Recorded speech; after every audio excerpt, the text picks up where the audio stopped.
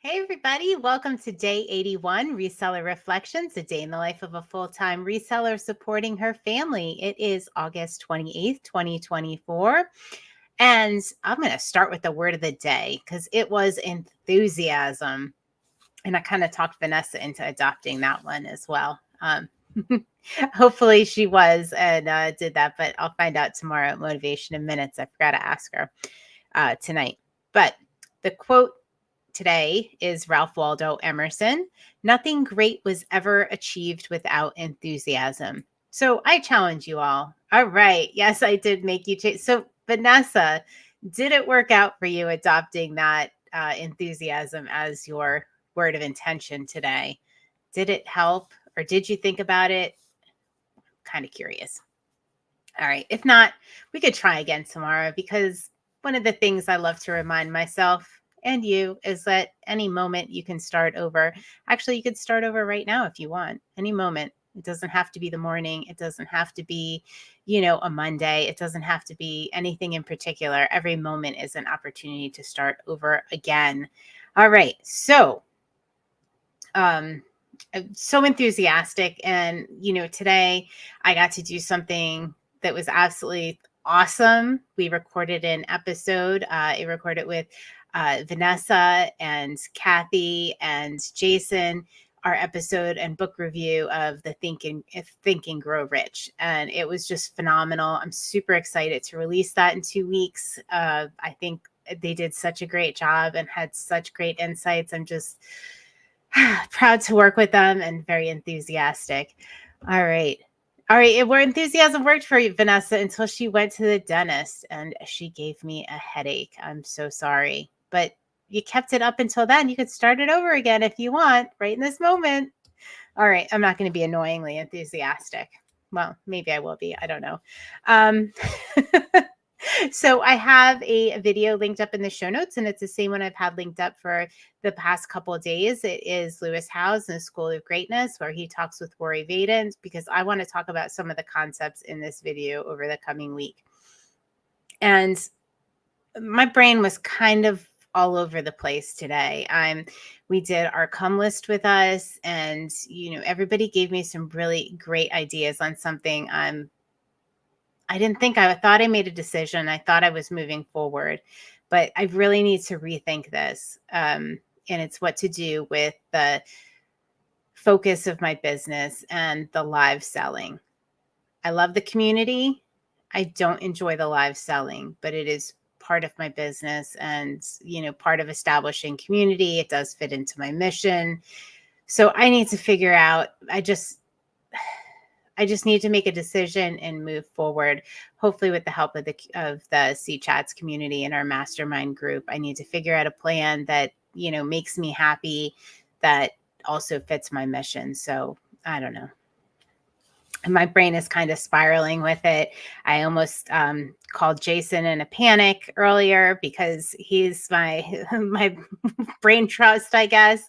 And I need to bounce some ideas here to stop spiraling. But I'm going to kind of forget about that for now, because what I want to talk about is should versus how. Can versus how.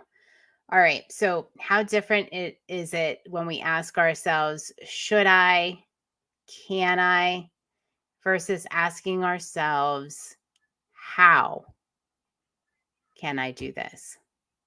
How am I going to make this work? So there's a lot of indecisiveness, and Roy Vaden kind of talks about how that it takes us back to the negative indecisiveness and asking ourselves, should I, versus how can I? All right. So is there something? So I was trying to frame that. It's all coming back to me. I was trying to frame how can I? The question I'm going to ask myself is not should I continue live selling? The question I am going to ask myself is how can I continue to serve my mission with my business? And no, it's just how can I? How can I continue to serve my mission with my business without live selling or with scaling back on that? How can I do that? That's asking myself the right question. I'm sure there's something like that. Think about the last time you said, and it was probably sometime today, should I? Or can I? Or I don't know. Instead of asking yourself, how can I do that? I mean, it's a very powerful reframe because it makes you state your goal, right? Like, how can I continue to serve? How can I continue to build community versus should I give up live selling? Very different question. Very different. Like, one of them is very positive and one of them is very negative. So I'm trying to think of other examples. I've just been fixated on this. So probably by tomorrow I'll have other examples, right? And maybe you'll have some for me, a question that you're asking. Should I? Can I stick with this? I'll use my slight edge list as an example. I could ask myself, can I do this? Should I do this? No, the question I'm asking myself is, how can I make this happen? How can I ensure that I do those 7 things on my slight edge list? And today was an awesome example because I have 7 things on my slight edge list, and I'm just gonna tell you what they are because I think everybody needs a slight edge list. So if you haven't made one, or you don't have anything on that list. So for mine, it's, 7 things I dedicate at least 5 minutes a day to. So it's clean up, organize my email, do physical activity, gratitude and connection, write my book, learn YouTube, and do my charity event, Conchi Connects. So each of those I spend 5 minutes a day on. I did 6 of them today. And about 9 p.m., I was like, that 7th one, that Conchi Connects one, the charity one, I was like fighting with myself. I was asking myself, can I do this? And I was like, no. The question is, how am I going to make this last item on my list happen? And I was like, Libby, set your timer, 5 minutes. That's how you're going to do it. And I did it. So just reframing like that is super powerful. It's not the can I, should I, it is literally how. All right. So next time you find yourself asking yourself, can I, should I don't know if I can, I don't know. No, you're going to say, how am I going to make this happen? How? All right. That's all I have for today besides our reset to 0. Yes. All right. Vanessa says we need to speak about videos she saw yesterday, and it was on the same thought. Yes. Yes. Send that to me. I want to know. I want to talk about it. I want to think about it. And then bring it to you guys. Yeah. All right. So should versus how. Roy Vaden says he doesn't like when people are shoulding all over themselves. So don't should, ask how. Okay. So how are you going to reset to 0? If you've fallen off the wagon, how are you going to make it happen? Make a plan, set a timer.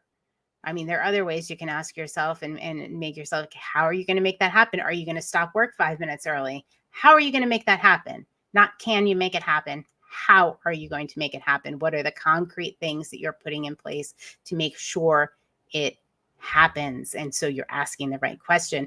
All right. So joining me on this Reset to 0 challenge are Jill of Rusted Truck Relics, Jason Santee Swapper, Shar Fabulous Flamingos, Kathy Sings, Nick Mr. C Chats, Vanessa Brightest Holidays, who's also here in the comments, Judith R, and Pam of Whimsy and Such. Thank you so much. This has transformed my life and my business, this resetting to 0. Like I said yesterday, my reset to 0, it extended beyond my desk and into my workspace. And I found 2 bags of inventory that had been photographed and never listed. So I took care of those today, and it's all thanks to the reset to 0 that I found them. All right, guys, have a wonderful evening. Thank you so much for joining me here on day 81. I will see you on day 82. Bye-bye.